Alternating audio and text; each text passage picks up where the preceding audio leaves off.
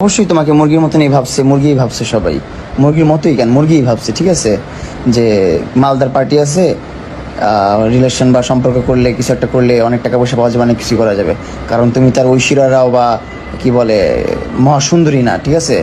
তুমি একদম কচি ভার্জিন বা অনেক কিছুই বলা যায় আর কি, ছোট করতে গেলে বহুত কিছু বলা যায়।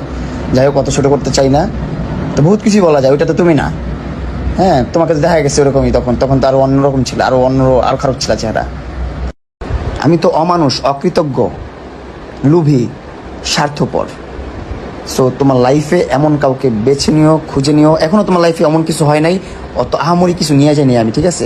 তুমি ওভারঅল আমার পিছনে মনে হয় 20 থেকে 30 লাখ টাকা খরচ করছো। তোমার সাথে ব্রেকআপ, যেটা ব্রেকআপ হয়ে গেছে, থুতু যেটা ফালাইছি সেটা আর তুলবো না আমি, ঠিক আছে। যদি সেই থুতুর উপর একটা বাড়ি তোলা যায় তো তোলো, নাহলে থুতু এখানে রাস্তার উপরে।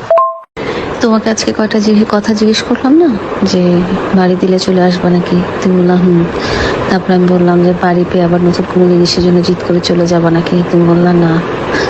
তারপর আমি যখন বললাম তুমি কাকে কোনটা দরকার বেশি, আমাকে না কোনটা চাও তুমি, আমাকে না বাড়ি, তুমি বললা দুইটাই।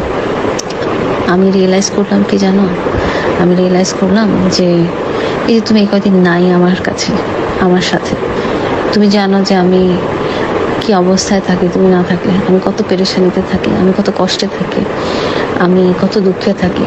আমার ঠিক মতো খাওয়া দাওয়া, গোসল টোসল কিছুই হয় না। আমি শুধু তোমার টেনশন করি, তোমার জন্য কান্নাকাটি করি, তোমাকে বারবার ফোন করি।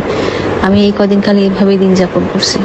আর অন্যদিকে তুমি দেখো, তুমি তোমার লাইফটা চিল করে বেড়াইছো, তুমি পার্টি করছো, তুমি মদ খাইছো, তুমি বন্ধুদের সাথে বেড়াইছো, তুমি রেস্টুরেন্টে খাইছো। তোমার একবারও মনে হয় নাই যে তোমার জান খাইছে কি খায় নাই, বা তোমার জান কেমন আছে, তোমার জান তোমার জন্য কতটা কান্নাকাটি করতেছে।